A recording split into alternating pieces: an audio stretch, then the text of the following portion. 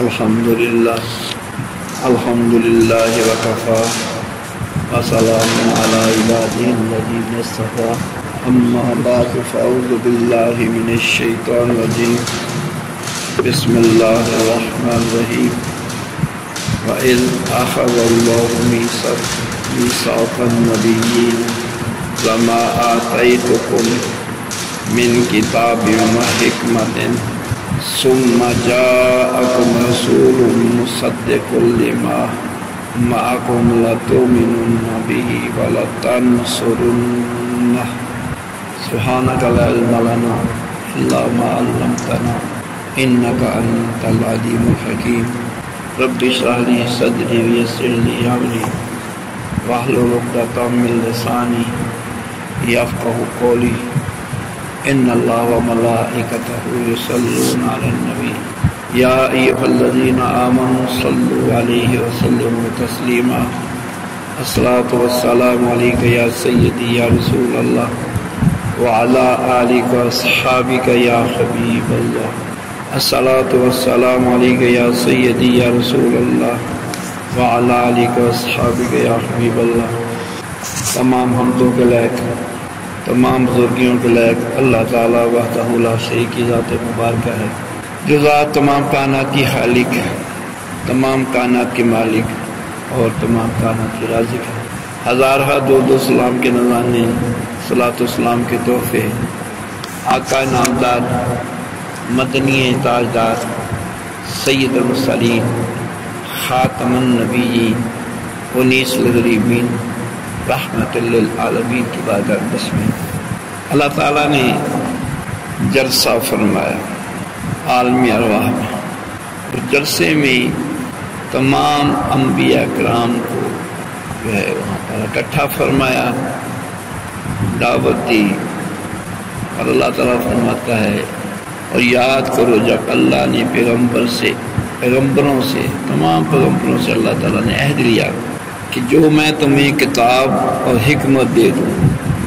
تمام انبیاء کرام 1,24,000 کم و بیش انبیاء کرام جتنے اللہ تعالیٰ نے انبیاء کرام مبعوث فرمانے تھے سب کو اکٹھا فرمایا، اور فرمایا جب اللہ تعالیٰ نے ان سے فرمایا، ان سے عہد لیا میں تمہیں کتاب اور حکمت دے دوں، پھر تشریف لائیں تمہارے پاس رسول جو تمہاری ہر بات کی تصدیق کرنے والا، تو تم ضرور اس پر ایمان لانا اور ضرور اس کی مدد کرنا۔ اللہ تعالیٰ نے اپنے انبیاء کرام کی ارواح تمام انبیاء کرام کو جو ہے اکٹھا فرما کے ان سے عہد لیا کہ تمہاری نبوت کے ڈنکے بج رہے ہو، میں تمہیں کتاب بھی دوں، حکمت بھی دوں، اس دوران اگر میرا آخر زمانہ بھی آ جائے تو تم اس پر ضرور ایمان لانا ہے اور ان کی مدد بھی کرنی ہے۔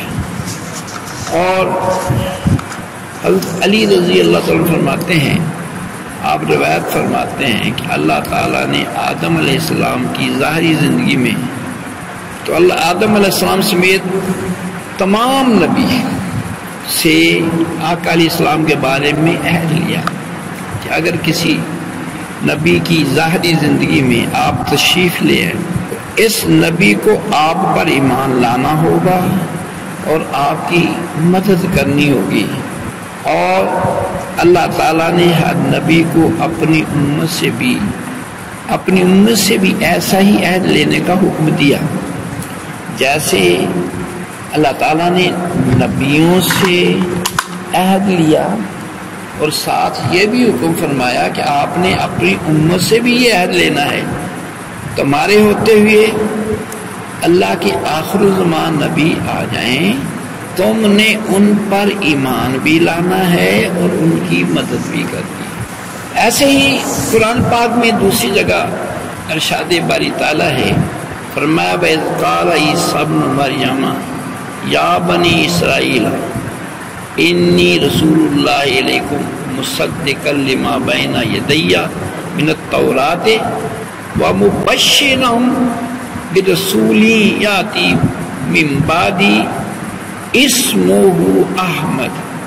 اللہ تعالیٰ فرماتا ہے کہ یاد کیجیے کہ جب کہا عیسیٰ بن مریم نے اے بنی اسرائیل بے شک میں اللہ کا رسول اور تمہاری طرف تصدیق کرنے والا اپنے سے پہلی کتاب۔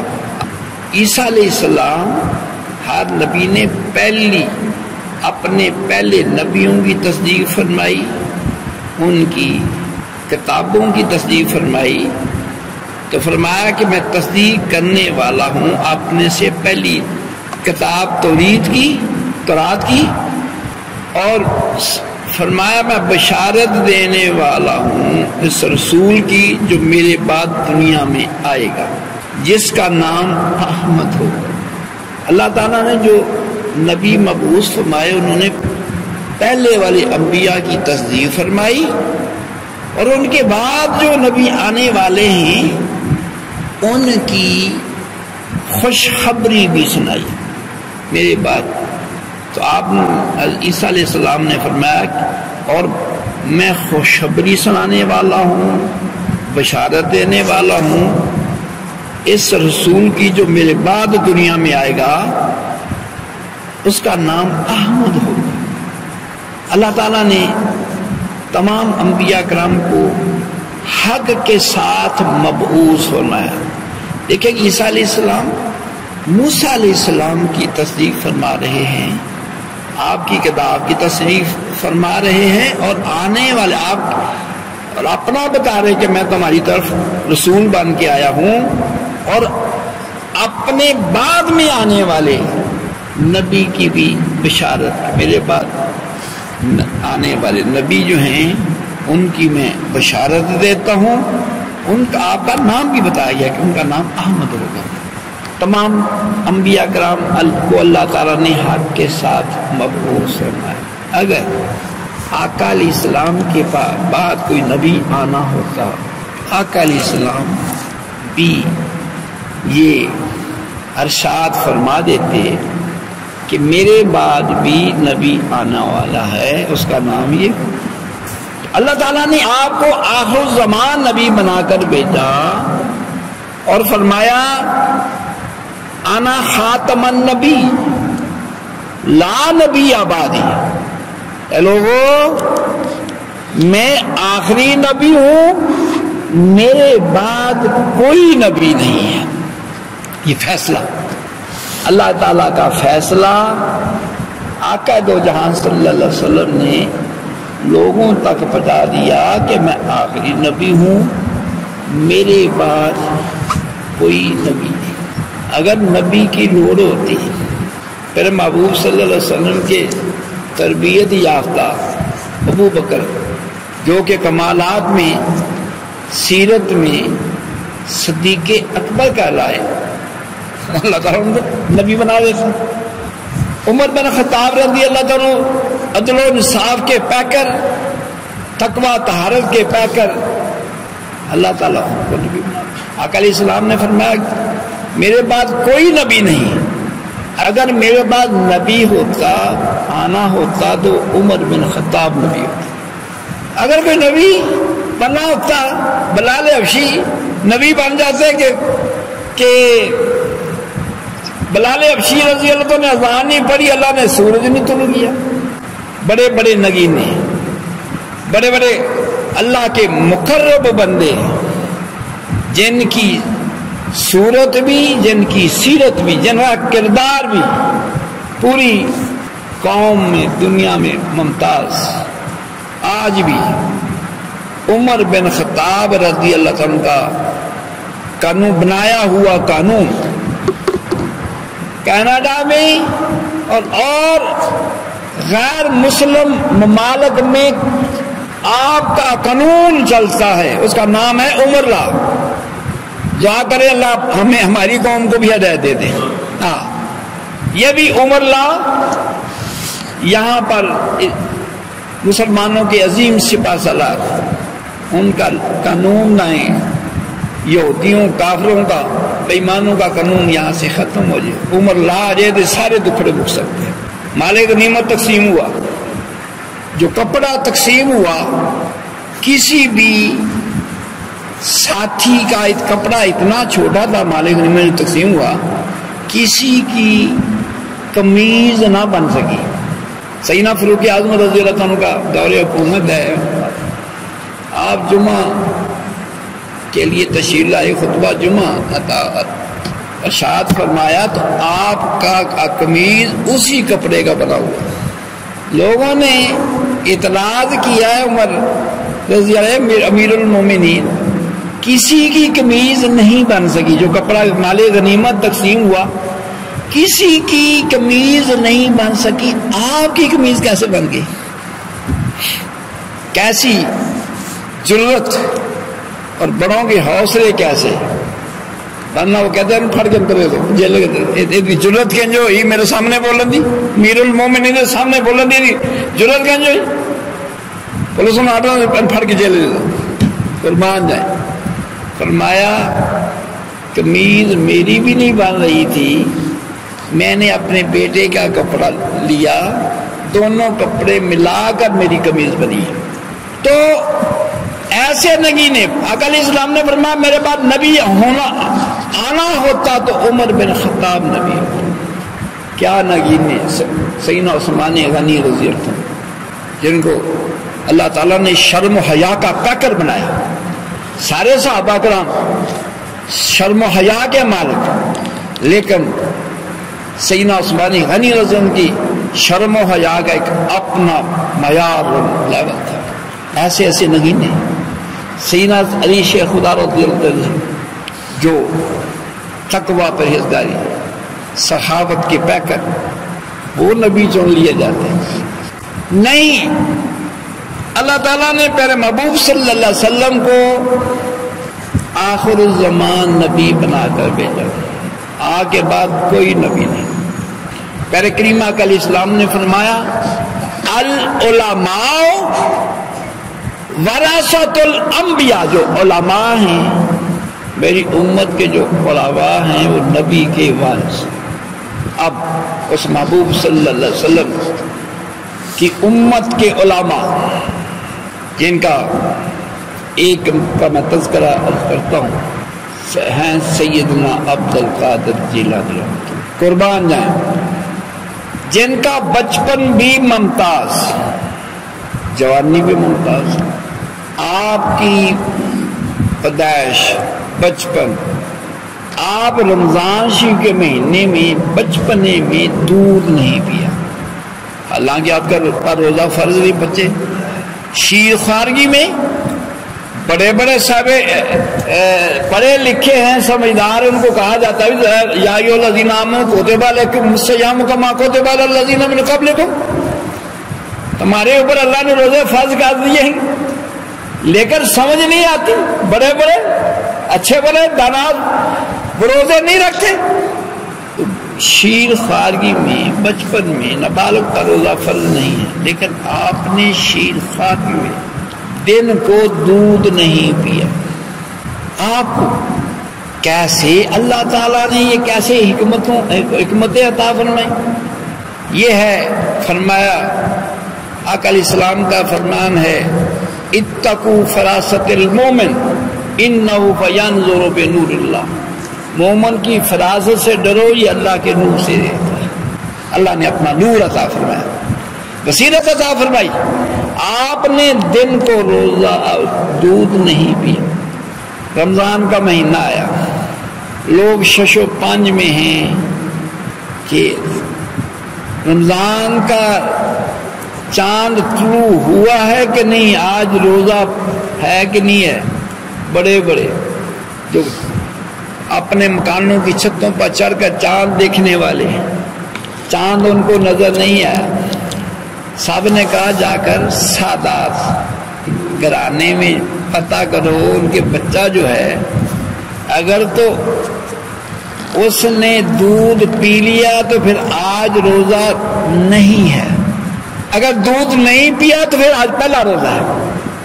آپ کے گھر سے پتہ کیا گیا، سیدنا عبد القادر جیلانی رحمۃ اللہ نے اس نے دودھ نہیں پیا، سارے ایک اتنے بڑے بڑے لوگ، سارے لوگ 605 میں، وہ اس ڈاؤٹ میں ہے کہ چاند نکلا ہے کہ نہیں نکلا، روزہ پہلا ہے کہ نہیں ہے، لیکن سیدنا عبد القادر جیلانی رحمۃ اللہ علیہ اس شیر خواریی میں بھی آپ کو پتہ چل گیا کہ آج رمضان شریف کا پہلا روزہ ہے، آپ نے دودھ نہیں پیا۔ اللہ تعالیٰ نے کیا آپ کو بصیرت عطا فرمائی۔ آقا دو جہاں صلی اللہ علیہ وسلم کا فرمانے عالی شان ہے، اتقوا فراست المومن انہ ینظر بالنور، مومن کی فراست سے ڈرو، یہ اللہ کے نور سے۔ سیدنا عبد القادر جیلانی رحمۃ اللہ علیہ کو اللہ نے یہ فراست عطا فرمائی۔ پھر تھوڑی سی عمر زیادہ ہوئی، پڑھنے کے قابل ہوئے، والدہ نے قاری صاحب کے پاس بھیجا، قرآن پاک پڑھ لیں۔ جب یہ آپ تشریف لے گئے قاری صاحب کے پاس، قاری صاحب نے الف با تا والا قاعدہ آپ کو دیا، آپ کو بسم اللہ شریف پڑھائی، الف کے اوپر انگل رکھ کے قاری صاحب کہنے لگے بیٹا پڑھو الف۔ آپ نے 14ویں پارے کی آخری آیت پڑھی، فرمایا قاری صاحب یہاں تک مجھے آتا ہے، مجھے آگے سبق دے۔ الف میں پڑھنے والا نہیں۔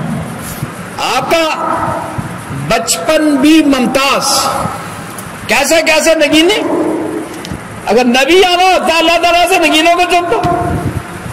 فرمایا میں آخری نبی ہوں، میرے بعد کوئی نبی ہے۔ علم حاصل کرنے کے لیے والدہ نے تیار کیا بیٹے کو، قافلہ جا رہا تھا تو فرمایا بیٹا یہ قافلے کے ساتھ چلے جاؤ، تو علم حاصل کرنے کے لیے آپ یہ سفر ان کے ساتھ کر لیں۔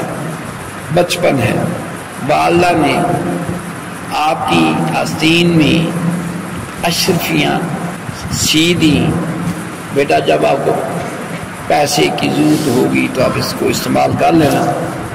خدا کا کرنا ایسا، رستے میں جب رات ہوئی تو قافلے والوں نے ایک جنگل میں اپنا پڑاؤ ڈالا، وہاں پر پڑاؤ ڈالا، ڈاکو آئے، ڈاکو نے پورے قافلے والوں کو لوٹ لیا۔ جو بھی ڈاکو آپ باقی سب سے وہ مال چھینتے گئے، زیور ہے، پیسے ہیں، نقدی ہے۔ آپ کے پاس کوئی ڈاکو آتا، بیٹا آپ کے پاس کیا ہے؟ آپ نے فرمایا میرے پاس 40 اشرفیاں ہیں۔ ڈاکو نے سمجھا یہ بچہ ہے، اس کے بعد 40 اشرفیاں کہاں ہیں، یہ مذاق کر رہا ہے، جھوٹ بول رہا ہے۔ ایک ڈاکو آیا، اس نے پوچھا، وہ چلا گیا۔ دوسرا ڈاکو آیا، اس نے پوچھا۔ سب ڈاکوؤں نے باقی تمام قافلے والوں کو جہاں لوٹا، وہاں آپ کی بھی جو ہے کوشش کی کہ آپ کے پاس کیا۔ آپ نے ہر ڈاکو کو یہ فرمایا میرے پاس 40 اشرفیاں ہیں، 40 دینار ہیں۔ تو جب سارا قافلہ لوٹ لیا گیا، ڈاکوؤں کے سردار نے پوچھا سب ڈاکوؤں سے، کیوں بھی سب قافلے کو لوٹ لیا آپ نے؟ ان کا تمام ساز و سامان لوٹ لیا ہے۔ ڈاکو کہنے لگے جی ہاں جی، تمام قافلے کو ہم نے لوٹ لیا ہے۔ باقی تمام ڈاکوؤں نے کہا ایک قافلے کے اندر بچہ ہے، وہ کہتا میرے پاس 40 دینار ہیں، اس کی ہم نے تلاشی نہیں لی۔ ایک تو بات یہ تھی آپ کے پاس پیسے تھے حلال کے، ڈاکو اس کو لوٹ سکتے نہیں تھے۔ ایسے بھی اللہ والے دیکھے ہیں، ان کی حدود میں کوئی چوری کی نیت کا کہ چوری کے ارادے سے آیا، جب ان کی حدود میں آیا وہ آنکھوں سے اندھا ہو، نظر ہی کچھ نہیں آیا۔ تو ڈاکو سنتے رہے کہ 40 دینار ہیں، لیکن انہوں نے اس کو ہاتھ نہیں ڈالا۔ ڈاکوؤں کے سردار نے کہا اس بچے کو بلاؤ۔ آپ کو جو بلایا گیا، پوچھا بھائی بچہ آپ کے پاس کیا ہے؟ آپ نے فرمایا میرے پاس 40 دینار ہیں۔ پوچھا کہاں ہیں؟ آپ نے فرمایا یہ میری والدہ نے میری آستین میں سی ہوئی۔ جواب سن کر ڈاکوؤں کے سردار پر گہرا اثر ہوا۔ اللہ والوں کی بات دل پر اثر کرتی ہے، دل پر اثر۔ ڈاکوؤں کا سردار کہنے لگا بیٹا اگر آپ جھوٹ بول لیتے آپ کی 40 اشرفیاں بچ جاتی ہیں، آپ اپنی 40 اشرفیاں بچا لیتے۔ آپ نے فرمایا میری ماں نے مجھے نصیحت کی تھی بیٹا کبھی جھوٹ نہیں بولا، یہ بات آپ کا کرنا تھا، کہنا تھا، یہ بات اس کے دل پر اثر کر گئی۔ یہ بات کوئی عام بندے کی نہیں تھی، اللہ کے ولی کی بات تھی، آپ پیدائشی اللہ کے ولی، یہ بات کہنی تھی۔ تو اس بات نے ڈاکوؤں کے سردار کی کایا کو پلٹ کے رکھ دیا۔ کسی نے اس کا نقشہ ایسے کھینچا ہے، فرمایا اللہ والے نگاہ کر کے تقدیر بدل دیں دے۔ اللہ والے جو ہے نگاہ کر کے بات آپ کرتے ہوں گے، ڈاکوؤں کے سردار کی طرف دیکھتے ہوں گے، ہمارا دیکھنا کچھ اور ہے، اللہ کے ولی کا دیکھنا کچھ اور ہے۔ وہیں پر ڈاکوؤں کا سردار تائب ہو گیا، کہنے لگا تو چھوٹا سا ہو کر تو نے اپنے ماں کا کہنا نہیں ڈالا، ہم اتنے بڑے ہو کر اپنے رب کے ساتھ جو وعدے کیے ہیں اس سے بے وفائی کر رہے ہیں۔ وہیں پر ڈاکوؤں کا سردار بھی اور سارے ڈاکو آپ کے ہاتھ پر تائب ہو گئے۔ یہ آپ کی بچپن کی کرامت۔ ایسے ایسے نگینے آقا علیہ السلام کے تیار فرماتا، لیکن آقا علیہ السلام نے فرما دیا بڑی بڑی صلاحیتوں میں میں آخری نبی ہوں، میرے بعد کوئی نبی۔ جن کے پیروکاروں کا یہ عالم ہو، اس کریم آقا علیہ السلام نے اپنی شان کا عالم کیا۔ اسی کریم آقا علیہ السلام کے غلام خواجہ معین الدین چشتی اجمیری رحمۃ اللہ علیہ، آپ نے 90 لاکھ ہندوؤں کو کلمہ پڑھا کے مسلمان۔ کیا صلاحیت، کیا کمالات! مرزا تو اس کے خواجہ اجمیر کے پاسک بھی نہیں کہ نبوت کا دعوے دار بن رہا ہے، تو کیا ہے کہ پیارے کریم آقا علیہ السلام کو اللہ تعالیٰ نے ختم نبوت کا تاج پہنا کر بھیجا۔ جہاں آقا صلی اللہ علیہ وسلم تشریف لے آئے اب کوئی اور نبی کی لوڑ نہیں ہے۔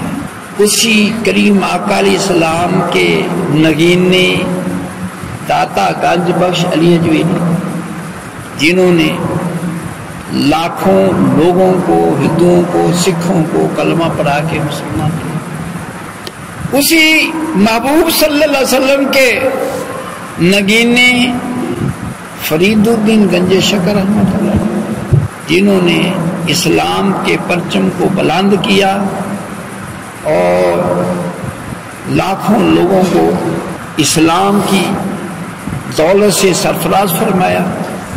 پہلے کریم آقا علیہ السلام نے فرمایا الشیخ فی قومہ کالنبی فی امتہ، شیخ پیر اپنی قوم میں ایسے ہے جیسے نبی اپنی امت۔ یہ جو مشائخ ہیں یہ وارث رسول اللہ صلی اللہ علیہ وسلم۔